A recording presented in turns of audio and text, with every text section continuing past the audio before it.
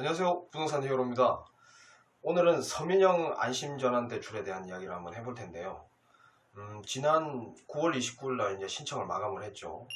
근데 이제 당초 계획으로는 이제 20조 원, 원래 한도액인 20조 원을 초과하지 않으면 아마 신청자 모두에게 혜택이 돌아갔을 겁니다. 근데 이제 다들 아시다시피 그 한도액을 훨씬 초과했죠. 그래서 이제 불가피하게 주택가격이 낮은 순으로 우선순위를 줄 수밖에 없고, 그러다 보니까 상대적으로 1주택자라고 할지라도 서울이나 아니면 기타 지방, 경기도 아마 이렇게 주택 시세가 이렇게 높은 곳은 상대적으로 좀 혜택을 받지 못하는 그런 현상이 발생할 수가 있겠습니다. 근데 일단 서민형 안심전환대출의 가장 큰 장점이라고 한다면은 사실 1%대의 최저 1%대의 최장 30년 동안 고정금리로 이용을 할 수 있다라는 사실 전례 없는 큰 혜택이죠. 이런 혜택이 장점이라고 본다면은, 단점은 기존에 이제 고정금리 상품을 이용하고 있던 분들은 좀 혜택 대상에서 제외된다는 거, 이게 좀 아쉬운 점이고요.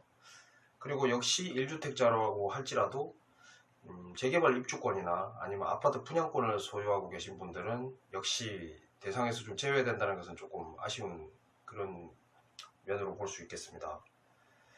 근데 사실 한간에서는 왜 1주택자한테만 이제 혜택을 주느냐, 뭐 이게 좀 형평성이 어긋난 것이 아니냐, 이런 이야기가 되게 많은데, 뭐 정부 입장을 제가 제 스스로 생각하기에는 그런 것 같습니다. 이미 다주택자는 다주택자 그 자체만으로도 큰 혜택이죠. 뭐 아무래도 이제 좀 여유가 있는 그런 분들이 많으니까.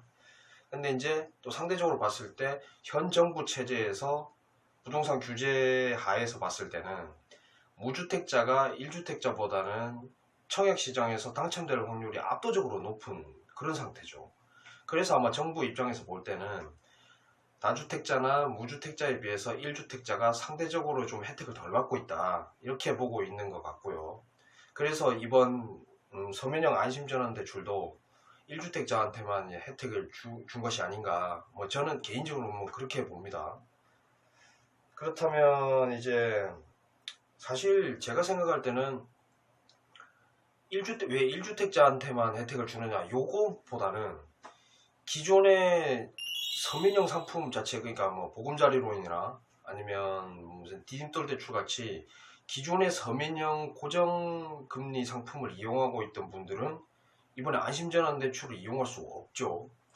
그렇게 되면 이제 기존의 1주택자들이 안심전환 대출로 갈아타서 이제 금리가 낮아지면 기존에 이제 고정금리 상품을 이용하고 있던 분들은 이제 이분들에 비해서 상대적으로 높은 금리를 계속 유지하고 있는 상태가 되니까, 오히려 그분들도 서민이라서 그 상품을 이용한 것인데 결국 해당자가 안 되다 보니까 결국은 상대적으로 높은 금리를 계속 이용하게 되는 이런 부작용이 생기게 됩니다. 그래서 아마 지금 저금리 기조를 볼 때는 계속 유사한 상품이 계속 나올 것으로 예상이 되는데, 다음 상품은 아마 이 부분을 좀 보강을 해서 좀 나와야 될 필요가 있지 않나, 뭐 이런 생각을 한번 해봅니다.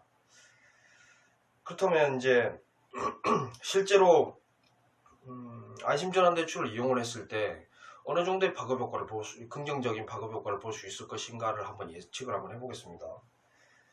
일단 3억 원의 대출을 받는 사람이 20년간 3%의 금리로 이용을 했을 때 원리금의 월 약 165만 원 정도를 이제 상환을 하게 되죠. 근데 이제 동일한 조건에서 2%의 고정금리로 이용할 경우에, 안심전환 대출을 이용할 경우에는 원리금이 월 150만 원으로 약 15만 원 정도가 줄어들게 됩니다. 근데 이건 이제 3억 원의 대출을 받았을 때 이야기고요. 지금 대체적으로 그 이하 아니면 절반 이하 정도의 대출금을 받으면 실제로 혜택을 받는 금액도 그만큼 줄어들게 되겠죠. 그렇다면 실제로 지금 분위기상 약 주택가격 기준으로 한 2억 원 중반 이하 이제 혜택을 보게끔 제가 그렇게 이제 알고 있는데, 그렇게 되면 과연 실질적으로 그렇게 큰 도움이 될 것인가, 이런 생각도 한번 해보고요.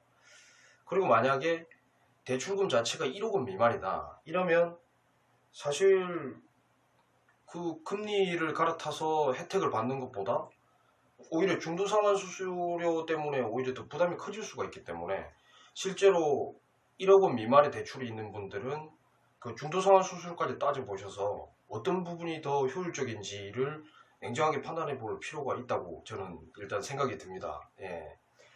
일단 서민형 아심 전환대출 신청하신 분들 좋은 결과 있기를 제가 바라겠고요. 오늘 준비한 내용은 여기까지입니다. 다음에 또 알찬 내용으로 인사드릴 수 있도록 하겠습니다.